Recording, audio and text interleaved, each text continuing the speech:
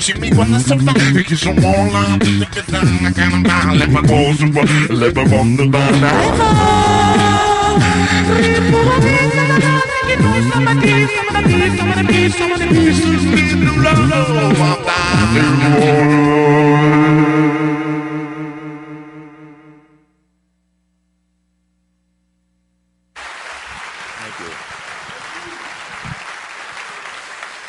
Thank you. I don't know how many of you, well, actually, this is a weird story, but I don't know how many of you guys have like relatives that you're kind of estranged to, like you're not, you're related to them, you see them, and you're like, who are these people, really? And I remember one time I took a trip with my grandfather. My grandfather was really hardcore, just kind of in general. And I remember taking this trip to the Swiss Alps, and we went to Switzerland, and I just remember like getting up one morning out of bed, and I saw my grandfather leaning over a balcony, and I was like, I'm going to come out, check out the Weist of the Alps, and I just remember walking out through the doorway, leaning on the balcony next to my grandfather, and I just remember thinking to myself, this guy he's been through so much. He's seen everything from oil lamps to, the invention of the car, to, new rutabaga farming practices, to people landing on the moon, divergent objectionary tactics used by, strengthening agents, in the industrial complex, like whatever, like, a lot in this with and and I just remember like leaning next to him, and I was like, grandfather, you're such an amazing being. You've been through so much, and I really respect everything that you've been through, but unfortunately, you're going to have to die. And so I pushed him over the balcony, and the thing is, as his face got smaller really rapidly, I remember he didn't make a sound, and to me that showed me his commitment to silence, and so I wrote a song about it, and it's called. Okay, come on. All right. Okay, here we go. Grandfather,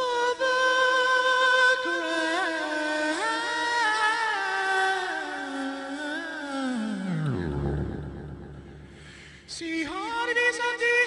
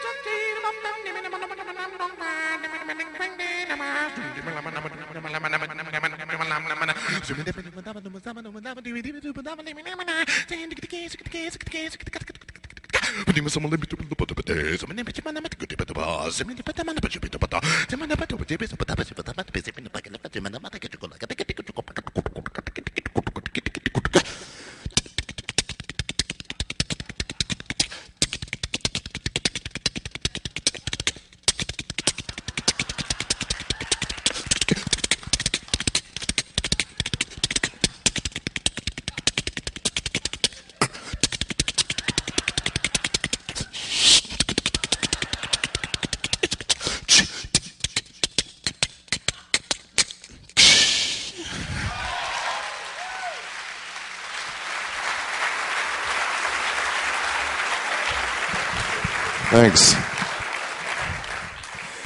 So I recently turned gay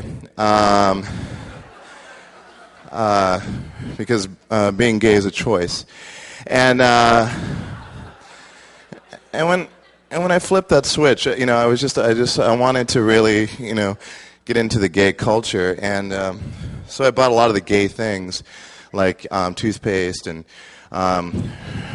shoes and backpacks, and I just, I was like, this is gonna be a really fun gay time. And so I went to Gay Online, and I found what they call a gay sponsorship program for people who've recently turned gay, and they just kind of show you through the ropes, like the right places to go to. I live in Manhattan, so if you ask who that can be. Okay. And so I remember like going to a gay club, and it was pretty gay. I mean, it had a structure to it. It was definitely designed by someone. It had a formality to it that was introduced by a kind of decided cultural understanding of a social behavior of the type of origin of inspiration from which it was garnered. But and that was exciting. It was fun. We did a little dancing. I like to dance a bit, and we went dancing, and then we went outside, and he showed me this bush, and he was like, "This is about the gayest thing you're ever going to experience." And I was like, "Cool, let's do this." And so he pulled a lever on the bush, and this crazy portal opened up, like all seemingly out of nowhere, and you could hear like a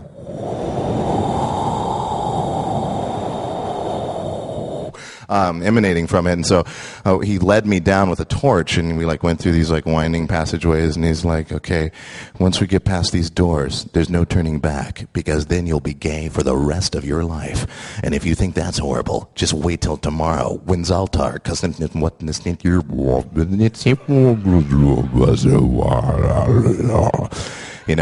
and yeah. And so we got to this dance party, and I just kind of wanted to do an excerpt from these huge doors with like dragon etched like laser eyes appeared, and then they led me through this corridor, and he just kind of hung behind, and I just started hearing this music, and so I'm going to kind of do a interpretation of that music.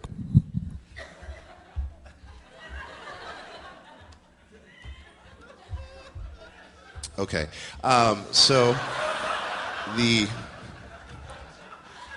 the whole point of this is, to give you the experience of what it's like to be gay, and I hope that you're kind of getting that so far. So here we go. I'm going to start out by just doing a really short prayer to the Dark Lord. Here we go. Oh, Dark Lord, save us from the forces of good and change. For it is not in the world to understand the wings of destruction. Now, neither here nor there was one. Oui, je suis des choses, mais pas maintenant. Je veux des cornichons et un petit peu de moutarde, mais so in BBC News, the words are as follows. Okay, so.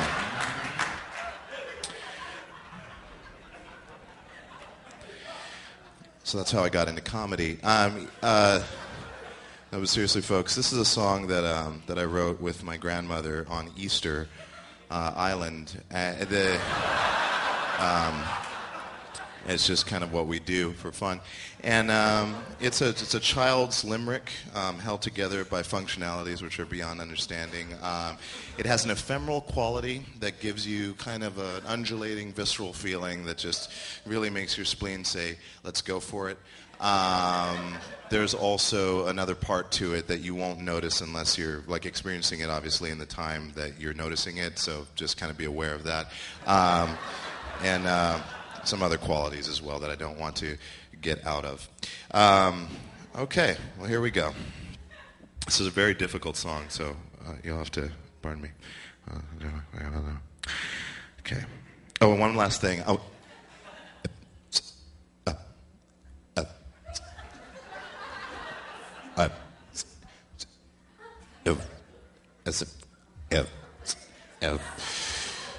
And if you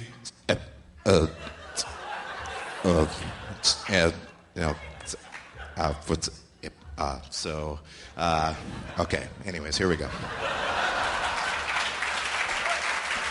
Thanks. It's a really simple ballad. If you love somebody, just put your hand in an appropriate location. Here we go.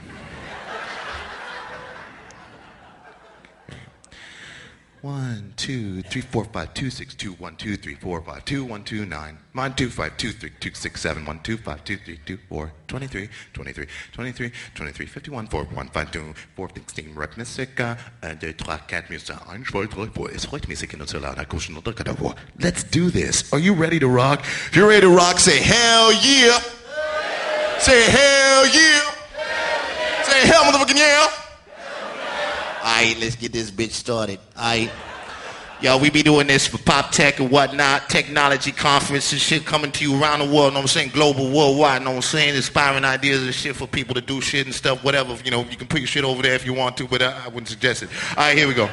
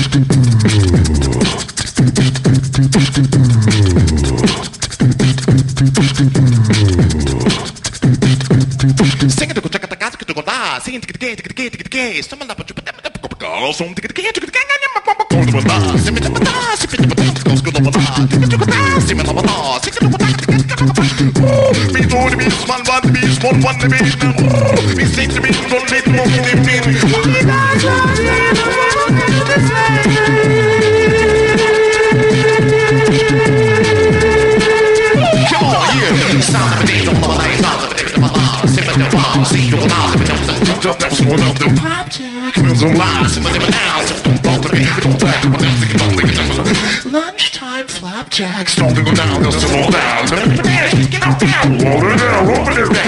Come on, girls, let's sing it. I know there's something about you. I know there's something about you. I know there's something about you. I know there's something about you. I